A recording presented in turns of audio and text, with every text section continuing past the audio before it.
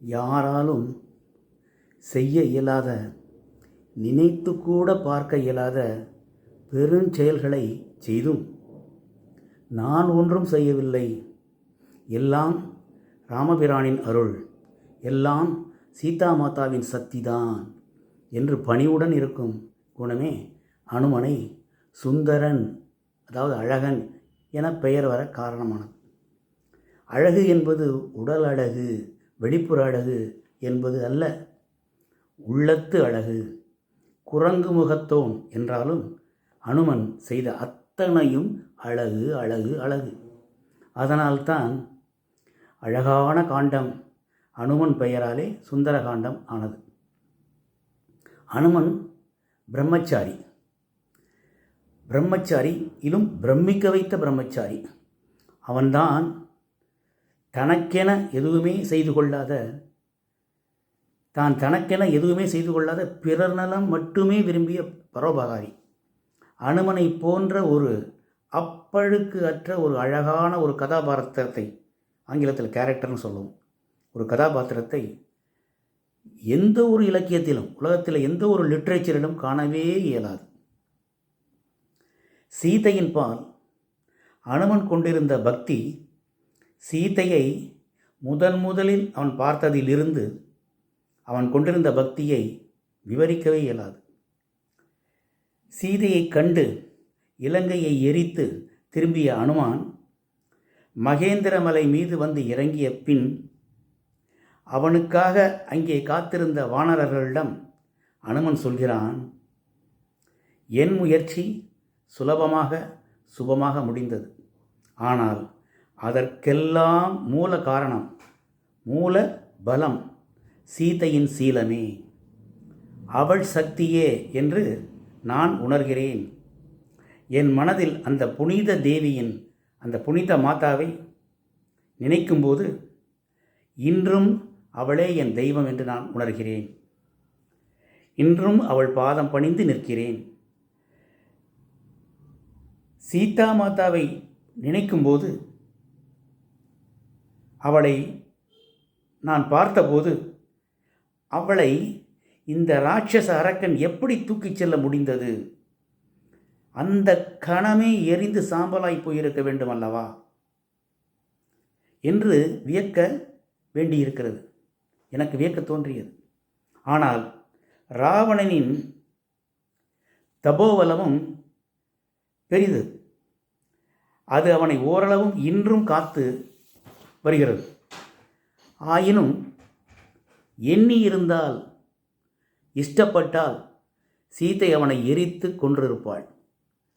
ஆனால் தன் கணவன் ராமனால் அவன் தண்டனை அடைய வேண்டும் என்றுதான் சகித்து கொண்டிருக்கிறாள். இலங்கைக்கு தீ வைத்து அச்சுறுத்திய போது நான் திடீரென்று சீதாதேவியை எண்ணி, அவர்களுக்கு நான் வைத்த தீயால் ஏதேனும் நேர்ந்துவிடக்கூடாதே என பயந்து மீண்டும் அசோகவனத்திற்கு சென்று அவர்களை சந்திக்க ஓடினேன். அப்புறமே உணர்ந்தேன், அவர்களே அக்கினி. அக்கினியை அக்கினி என்ன செய்யும்? அந்த கற்பு கரசியால் தான் எனக்கு என் வாளில் இட்ட தீ என்னை சுடாமல் என்னை குளிர்வித்தது. எல்லாமே சீதா பிராட்டியின் சக்தியே. அவர்களால் தான் நான் புண்ணியமானேன். ஜானகியை நேரில் கண்டு பணிந்தது முதற்கொண்டு பிராட்டியை தியானிப்பதிலும் பக்தி செலுத்துவதிலும் அனுமன் மிகவும் ஈடுபட்டான். ராமபக்தியை காட்டிலும் பிராட்டியிடம் அவனுக்கு பக்தி அதிகரித்து அதிகமாகிவிட்டது. பிராட்டியின் மேல் தான் அளவுக்கு கடந்த பக்தி, ராமனை விட பக்தி. பரம்பொருளை தாயாக பாவித்து மகிழ்ந்த எல்லா பெரிய பக்தர்களுடைய அனுபவம் இதுதான். கண்டேன் கற்பில் சிறந்த சீதையை என ராமனிடம் கூறிவிட்டு முதலில் அவன் என்ன செய்தான் தெரியுமா? தெற்கு திசையை நோக்கி வணங்கிவிட்டு அதன் பின் ராமனை பணிந்து அவன் திருவடி தொட்டு வணங்கி எழுகிறான். அதன் பின் தான் மற்றவற்றை சொல்லுகிறான். சீதா பிராட்டியை அனுமன் பார்க்கும் வரை முதலில் ஜெய்ராம் ஜெய்ராம் என்று உரைத்தவன் அதன் பின் ஜெய் சீதாராம் ஜெய் சீதாராம் என முழங்கிடத் தொடங்கி பிராட்டியாருக்கு முதல் மரியாதை, தனிப்பெரும் பக்தி மரியாதையை நல்கினான்.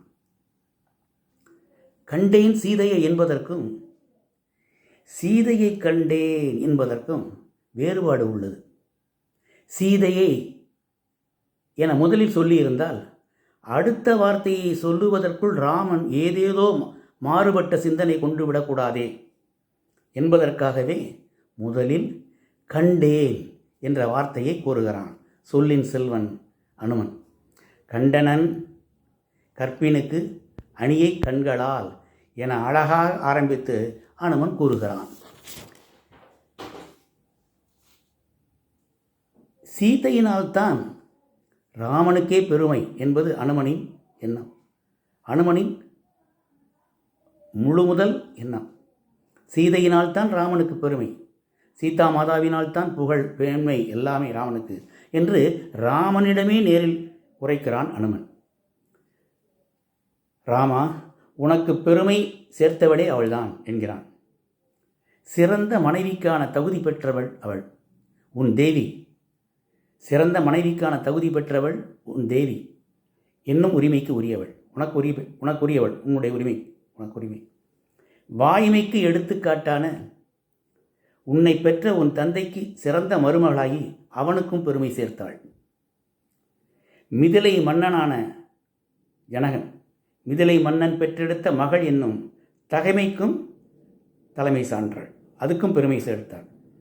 இப்படி எல்லாவற்றிலும் சிறப்பு பெற்ற, எல்லோருக்கும் பெருமை சேர்த்த என் உயர் பெரும் தெய்வம் ஐயா அந்த சீதா தேவி, என் உயர் பெரும் தெய்வம் ஐயா அந்த சீதா பிராட்டி என்று என் பெரும் தெய்வம் ஐயா இன்னமும் கேட்டி என்று சொல்ல ஆரம்பிக்கிறான். தங்கத்துக்கு இணை என்னது? தங்கத்துக்கு இணை வேறு எதுவுமே இல்லை, தங்கம்தான். அதுபோல பொறுமையில் சீதா மாதாவுக்கு சமமாக யாரும் கிடையாது. பொறுமையில் சீதைக்கு சமம் சீதா தான். அந்த விஷயத்தில் சீதைக்கு இணை சீதை தான். அந்த சீதா பிராட்டியை நீ திருமணம் செய்து கொண்டாய். உனக்கு இணையாக வேறு எவருமே இல்லை என்கின்ற அளவுக்கு அவள் உன்னை உயர்ந்தவனாக ஆக்கிவிட்டாள். உனக்கு மனைவியானதுனால உன்னை உயர்ந்தவளாக்கி விட்டாள். அது கூட பரவாயில்லை, ஒரே ஒரு நாள் தான், அதுவும் ஒரே ஒரு மணி நேரம்தான் அவளை பார்த்து தூது சொல்லி திரும்பி வந்தேன். எனக்கு இணையாக இந்த உலகிலே வேறு யாரும் இல்லை என்கின்ற அளவுக்கு என்னையும் உயர்த்தி விட்டாளே என்று அனுமான் கூறுகிறதை கம்பன் அழகு தமிழில் பாடுகிறான். பாருங்கள்.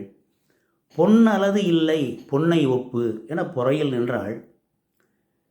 தன்னலது இல்லை தன்னை ஒப்பு என தனக்கு வந்த நின்னலது இல்லை நின்னை ஒப்பு என நினைக்கு நேர்ந்தாள்.